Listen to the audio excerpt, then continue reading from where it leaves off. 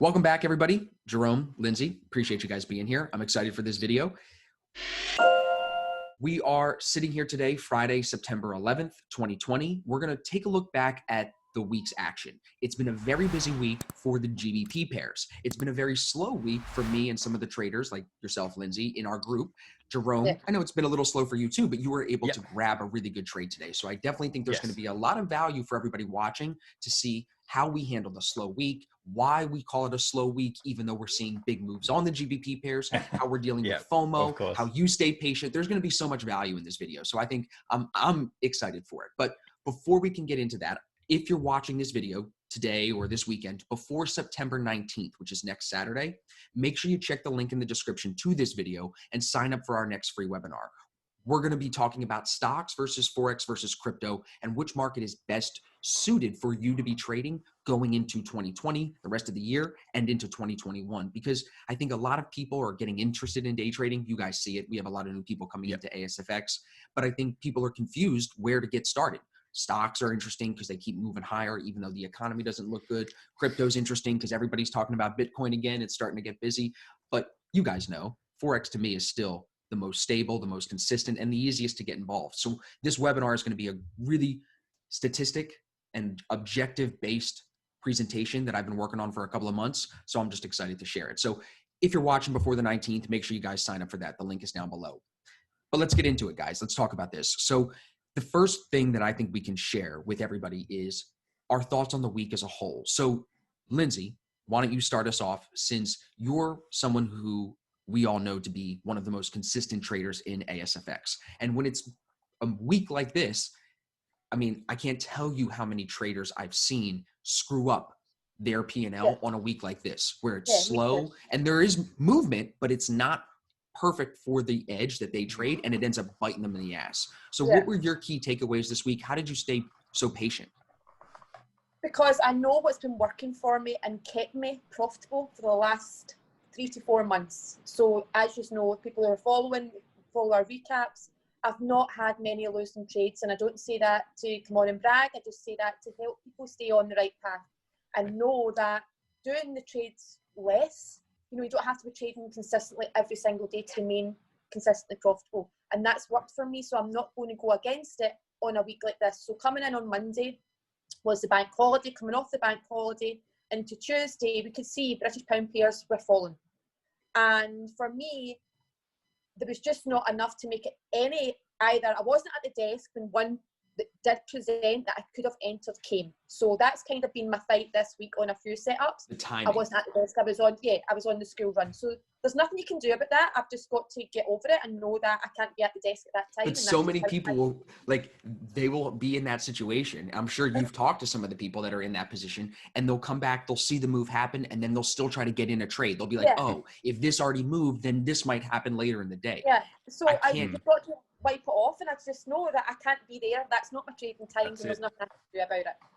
So then when I obviously commit to staying in my trading session, when I see other opportunities come to me and do present, there was nothing clean enough for me to pull the trigger on. There was just things in my way every time.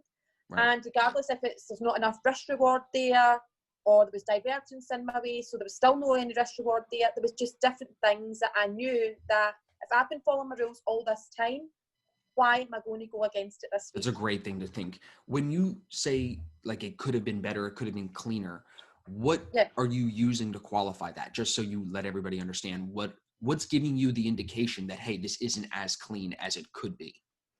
Just the stuff meeting my criteria on my checklist. So working through the checklist. Working through the checklist and working through my criteria. So if I can see, there's 2 or 3 knocks that I don't like, that I know I've seen. You just avoid it completely? I'm just going to avoid it and not even have it. So my watch list, I have to say this week, yes, they have been British pound paid. They have just every day. Every day. But there's just not been anything clean enough for me. And even when it came to today, and yes, the same thing, the timing wasn't right on 2 of the 2 formations it presented.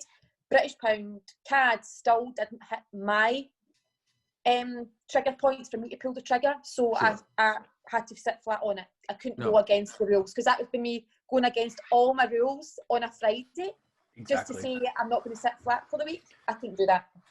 And that hurts. If you were to take that trade on a Friday and lose it on a low probability trade, you got to carry that into next week. That sucks. I would rather not trade and just leave it as an idea and be like, oh, I read that well, I'm going to do that next week and make money on that next week. You know what I mean? Yeah. Jerome, what do you think? I know you hit this trade, this GCAD trade today, right? Yeah. You were in this thing short.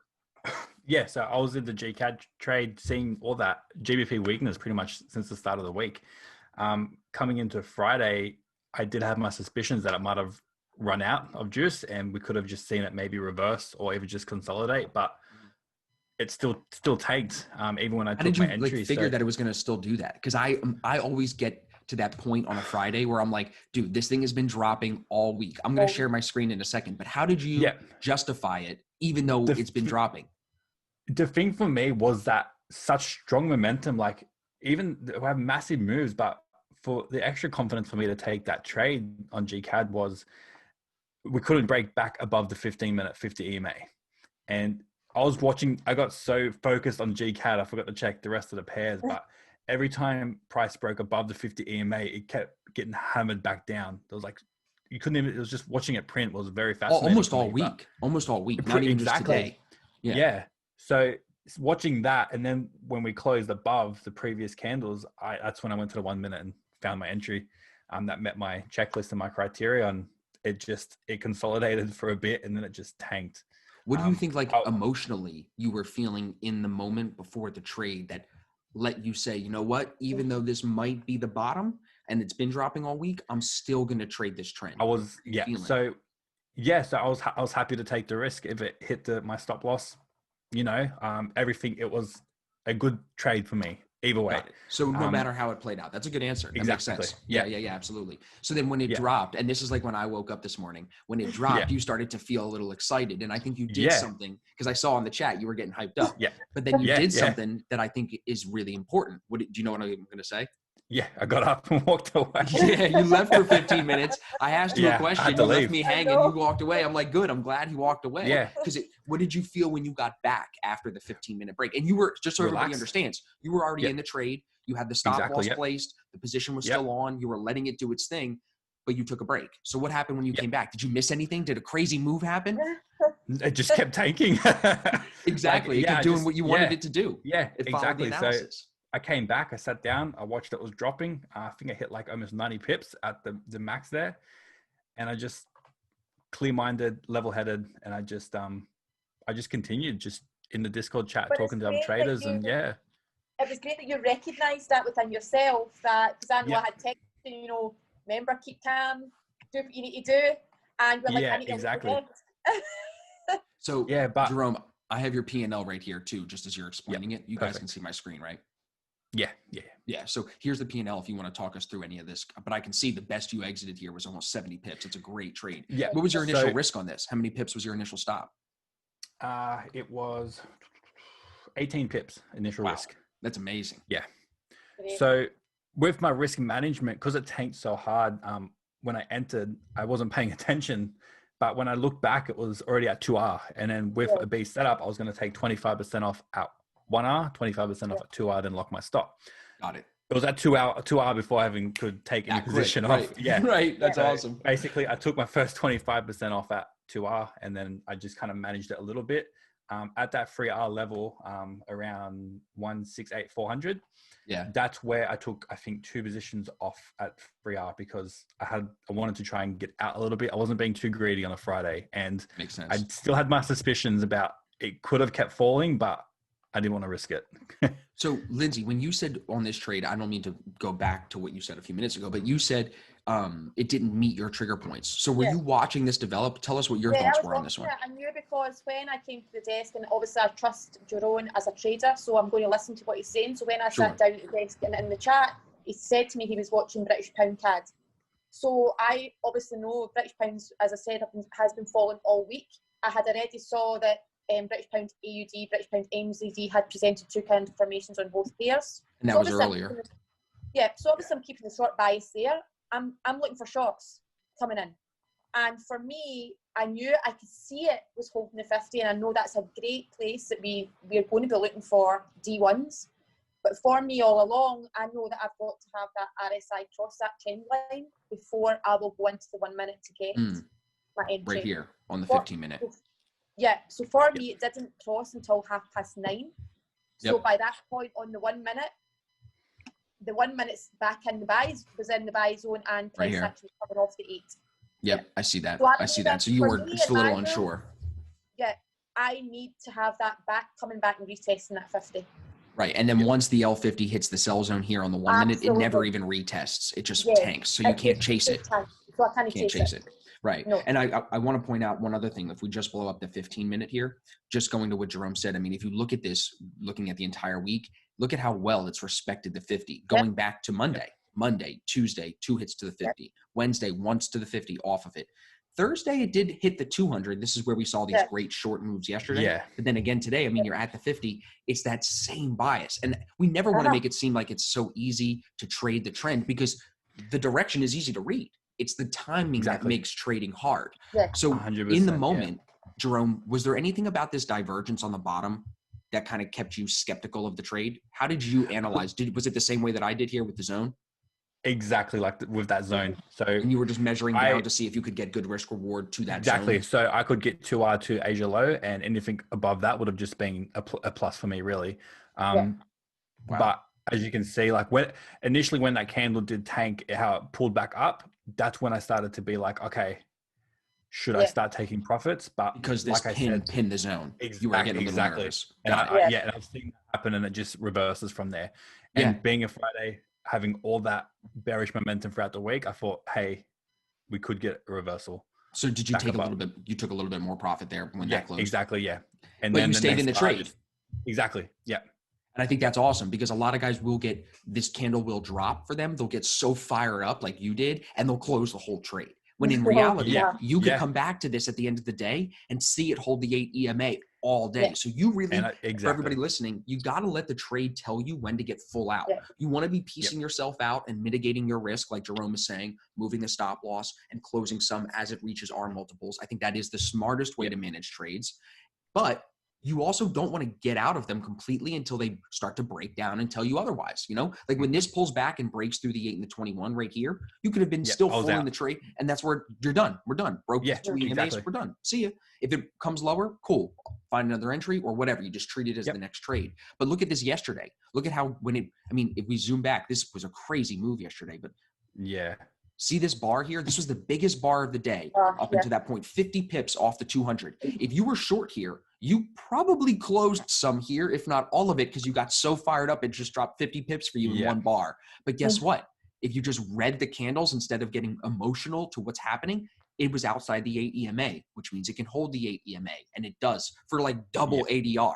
Like you left so much money out on the table if you closed it here yesterday. You know what I'm saying? Yeah, absolutely. And there were D1s up here. We were talking about this on the recap a little. What did you think about these ideas yesterday, Linzi? Because we had GCAD here off the 200. If I go back, you have GA here, similar off the 200. And I know a lot of people like the GCHF here off the 50. But all of those leading to big drops yesterday.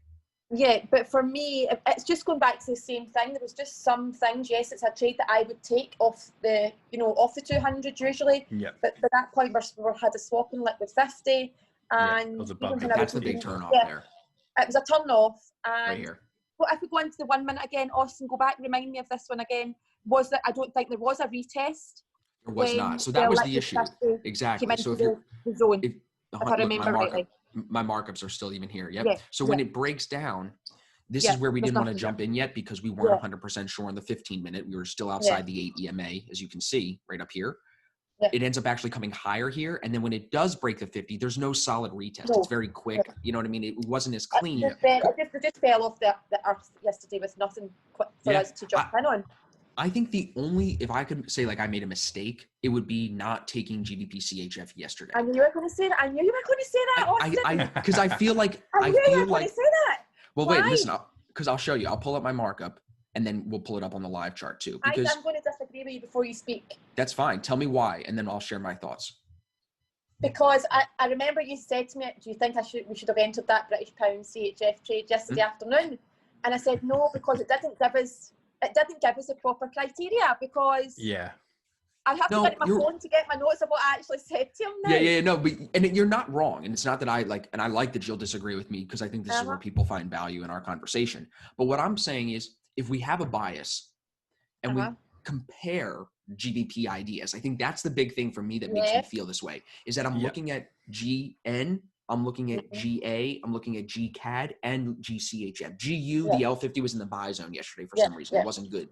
So I'm looking at 4 of them. And of the 4, this one had the best L50 and was at the 50 EMA. The other ones were at the 200. The L50 was swapping. So in already of the GBP pairs, this is the one. And then if you read my notes here, the lesson for me is that the divergence shouldn't keep me out of the trade. I think I should size down. But where it kept me out was because if you measure the risk reward to the divergence, it's less than 2R. So if you can't get 2R, you're going to think to yourself, I don't really want to be in this trade. I think there's something that we can all learn, I think, in that maybe we have to be better at understanding if volatility is picking up, maybe it is going to push through. And Lindsay, you are somebody who says another important thing. We've talked about this. Let me draw it.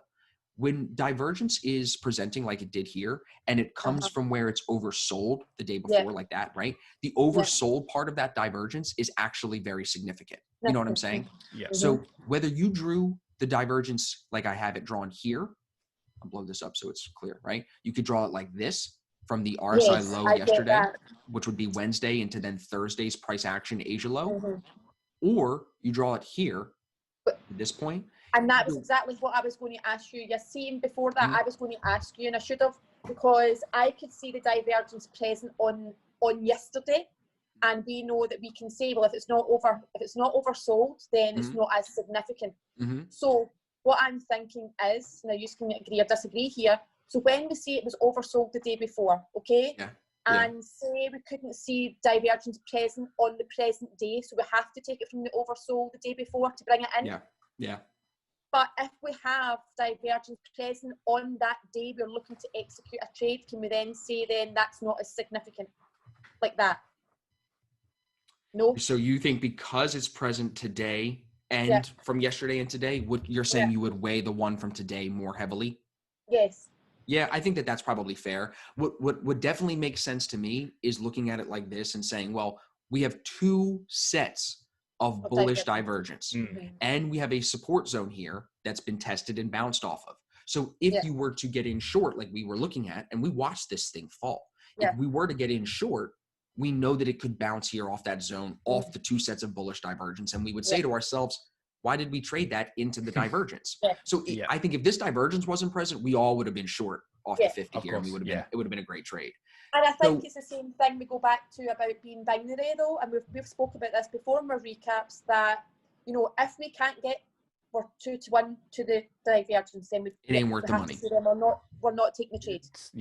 Right. And that's why I stayed out. That's why I didn't put any money into it. You know what I mean? Yeah. So thank you. I appreciate it. No, but I think it's good. It's good for everybody to see the binary decision making, like you said, but it's binary decision making through the checklist, through the entire thing. Is the divergence present? How many sets of divergence is it? Is it oversold divergence? Where's, you know what I mean? Those are all yes or no questions. And when they start going against you, you're going to ignore that and just trade because you want to trade? Or are you going to follow that and just say, look, I'll mark it up, leave it as an idea, and I'll hit it when it presents for me cleaner. Here's something about being binary in today's trading session. A lot of people were talking about this GBP NZD here with this 3-candle formation that ends up falling again today, a nice little 100 pip drop, almost to 80, about 120 pips off this. A lot of the guys were talking this morning about this 2-candle, 3-candle formation that I have boxed off. We'll call it a 2-candle for now. This bar, as you can see, to me, it looks like it does break the pin that set the Asia low. And if you measure it using the crosshair, this is at 24.5 and this is at 23.8. So to me, there is about a pip almost of a difference in that. So when we talk about binary and everybody's like, GN is still in the range, GN is still, it isn't. It's very, very close. And that's why I agreed with you, Lindsay, this morning. I'm like, it's very close, but it is not in the range. It is out of the range. It's out. It either is or it isn't. Yeah, exactly. Yeah. What do you guys think about the whole FXCM versus Owanda thing? Did you see that? Like they had a huge pin here at the changeover of day. Like, wait, I could probably pull it up. I was going to say, pull up on your chart. Yeah, look at that. There's the Asia pin right there. That is not there on the other ones. And if you use that, then it is No. still in the box. It's still in the range Exactly. then. Interesting, right? What do you think of that? Yeah. I don't know. It's a I've good- not heard much Yeah, about them. I- Obviously, I just kind of stick to Awanda because I know that Awanda's been what's been tested on. So Right. Yeah, and I feel like Awanda's data is cleaner. It's Yeah. because I was previously with FXCM, Right. and yeah, I have noticed that Awanda, even the way the EMAs work, they Well, you print know, differently.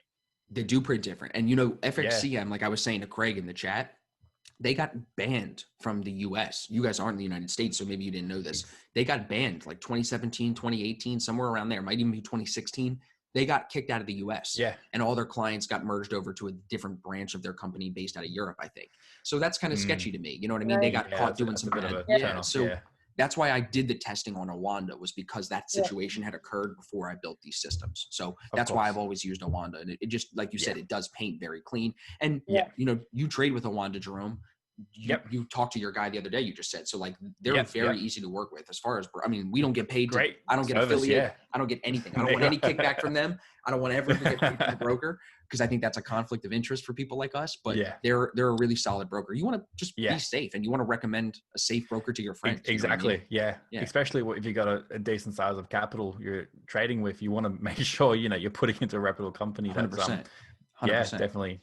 So verified, today, another idea that we should talk about too is this USD JPY trade that some of the people were looking at, right? Yeah. When you guys see a setup like this, what's the first thing that stands out to you? So they're looking at this 3-candle, 4-candle formation here that tries to break out for a new high, and then you can see it turns right around. It's not. It's not off the 21. That's the big thing for me. That's the biggest thing for me. Ranging.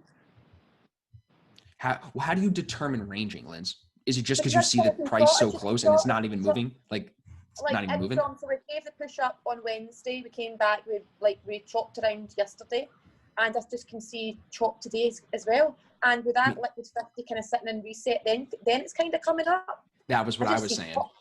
Yep. Yeah. Because with this L50 so close. Yeah, this thing is just slow. Like the ADR is like 40 pips. Yeah. Not a big fan of it. Yeah, just not a big fan of it. It's very choppy. I think you're just going to find more success. You could probably take this and trade the JPY part of it on another idea. You know what I mean? On a GJ or something like that. You know exactly. Yeah. So, what was your biggest takeaway from the week, Jerome? After today's winner, you put 2.5% in the account today on the GCAD trade. You stayed patient and waited for this. And a lot of people would say, like, you hear me say it all the time, like that's I think the most consistent and profitable way to grow your business. It's to just repeat that process that you can do every week and not try to force trades on a daily basis. It's like, just wait. Exactly. And you got rewarded for that. So what does that really Well, exactly what you were saying. So Monday, I came in refreshed, didn't take a C setup. Tuesday, didn't take a C setup. So if I didn't take a C setup, I came into today, you know, a little bit kind of wanting to take a trade. But if my criteria wasn't checked on GbpCad, I would have had to walk away. So having that patience, I know there was heaps of big moves, like we were saying earlier, but the entries weren't clean. So if I entered on any of those trades during the week, I would have been negative.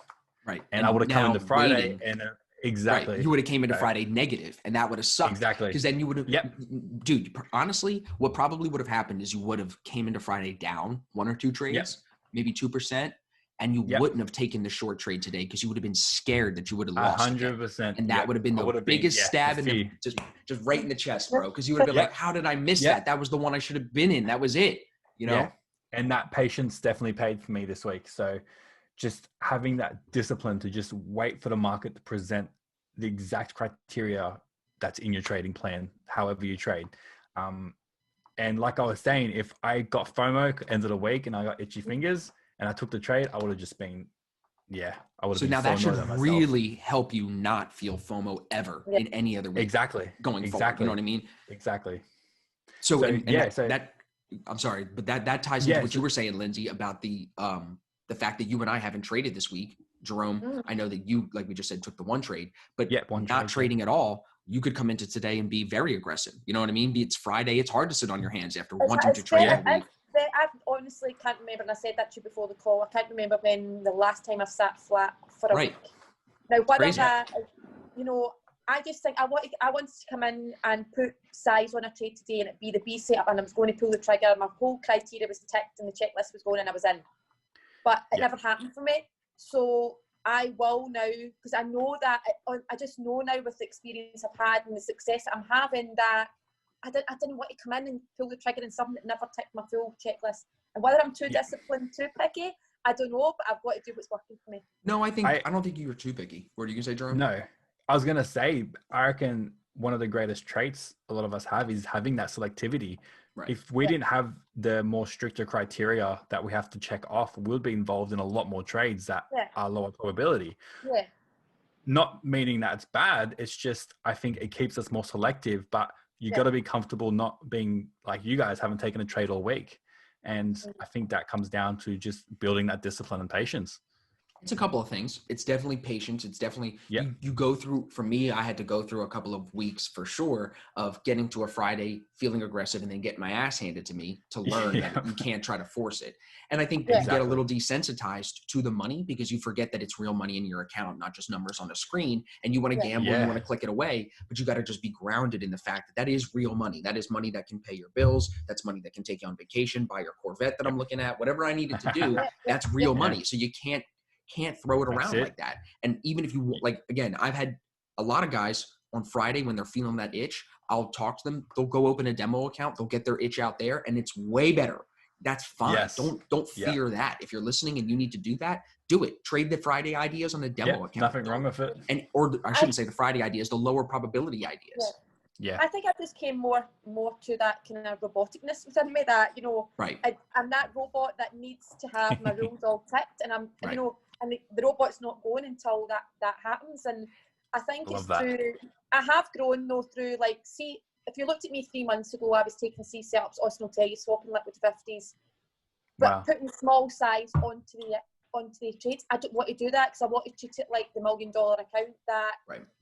Would I pull the trigger on any of them in $1 million account? No, I wouldn't have. So why do it on my personal account and go against everything that I've learned and studied and worked? It makes total sense. Exactly. Well, I think, again, it really just comes down to people wanting to trade more than they want to make money, right? And that actually was reinforced in that statistic that I tweeted out yesterday, which was like after 7 trades, most traders will adjust the system to tweak something. Oh, it broke this, so next time I'll just do that and it'll be fine. And then they're out. They're off the rails. They're off the testing, and they're off on their own, thinking that they're strong and independent, that they're ready to crush it. But in reality, it's the system. It's that, like you said, Lindsay, that repeatable process that is what leads to the consistent profits over time. And I think you're right. Cutting out the less probable trades. I did that. I've been trying to do that consistently for the last 2 years, but I've been getting better every month. Every month I just try to take less C setups. And I think another big piece of it that you got to kind of adjust, got to kind of talk about, is that if you have money that you're using to pay rent and it doesn't come from your trading, and you can still live a good life and still pay your bills without pulling from your trading account every month, you feel a lot less stressed, in my opinion, to trade every day. You know what I mean? So that's why when I take my withdrawals, I just do it on a monthly basis. And that's why I don't try to take money out every week, because otherwise you could be up, down, up, down, up, down. It's I think that must be so stressful for people. Right. For the people that try to trade with their money that they're paying for rent, it's like, no wonder you're forcing it, bro, because you got bills to pay. And I'm not knocking any. I got bills to pay too, but I think you have to put yourself in a better financial position to go into trading from. It's hard to start like 6 feet underground and dig your way out to the top of a skyscraper, especially with something that's just going to eat at your money in this business. You know what I mean? So you definitely. It goes back to exactly what we talked about, even with the funded accounts. If you don't have the money, then get yourself consistently profitable on a demo account, and then get yourself funded. Right.